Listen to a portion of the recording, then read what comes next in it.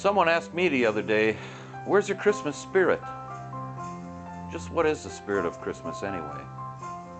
Well, it's a lot of different things to a lot of different people. To some, it's a celebration of the nativity of our Christian Savior.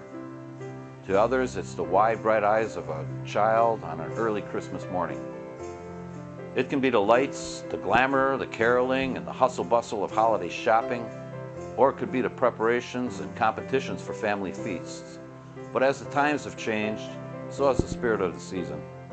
What was once a sense of hope and peace has now become the hype and glitz of media supersaturation and the putting aside of old ideas and traditions for new ones. So maybe one perspective, a purely subjective perspective, is the proper way to approach this question.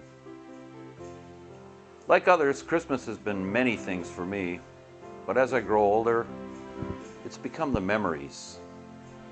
I remember frosty mornings with light snow gently falling, with only the animals for companions. Or teeing off for a quick nine with boisterous companions on a day far, far too warm for December. One of my earliest Christmas memories was listening to my father tell my Uncle Henry about Christmas Eve in 1944 in the Vosges Mountains.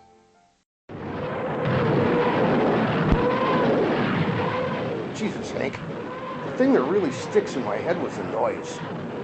You know, Jerry'd been laying down screaming meanies on us all day, and they sounded just like the devil himself. And then just like that, it quit. It got so quiet you could hear your heart pound. My buddy Emil said, "Hey, you know, it's Christmas Eve. We got to get a tree just like back home." And off he goes into those black Vosges mountains to get one.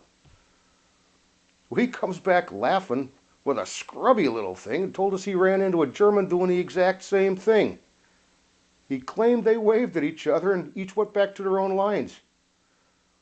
We hung ration cans and cigarettes and wet socks on that thing to decorate it. And then we sat around all night singing carols and tried to keep from freezing. You know, nobody got killed that night in our squad. God, that was a wonderful Christmas. That old house was filled with relatives, and since most of them were musicians, there was so much music. My father was a relentless decorator. He'd bring in these big fresh pine boughs and cones and had these big wide red ribbons all over the walls in the house. Then there were those big round old lights that were strung around the tree, along with my grandmother's antique ornaments, all of which surrounded an old ration can. After he died in 1960, I tried to keep our tradition going.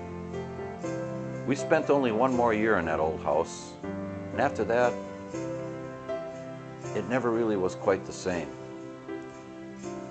I guess that's when I realized that Christmas isn't about presents or food or partying with the clan. It's about the memories.